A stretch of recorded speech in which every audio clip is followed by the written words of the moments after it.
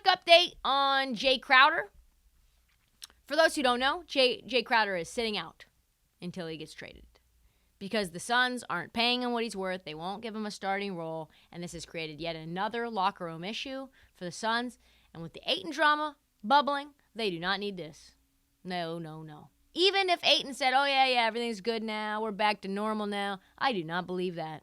Normal is not a word that we can use to describe anything that's going on in Phoenix. When you have a point guard that grinds his teammates down to dust, you've got an owner who's currently selling the team because of all the isms, when you've got a big man who is the number one pick, who you couldn't even muster up enough enthusiasm to offer him a contract until he was offered by another team, and now another player who's holding out. Actually, not even holding out. You've told him just to stay away from the team, which is fucking weird.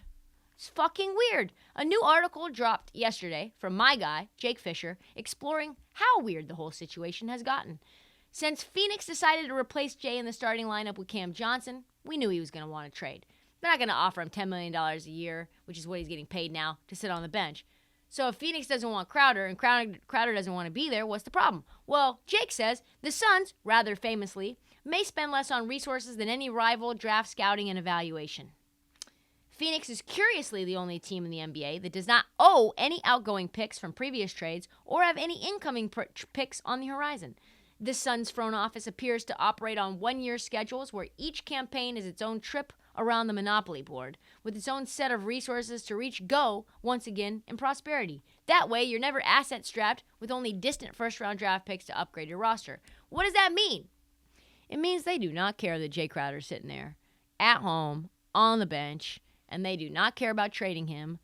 And what's very bizarre is why the Suns have banned Crowder from being around the team, period. I don't know what that's about. He'd be very helpful at a time when Cam Johnson just goes down with a thumb injury. All of a sudden, maybe Jae Crowder can increase his value by, I don't know, starting some games.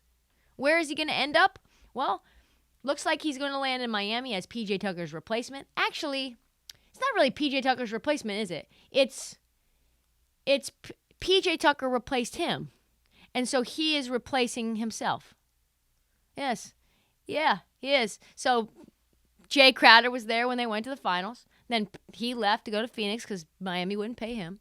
And then now P.J. Tucker moved on for greener pastures. So he is his own replacement.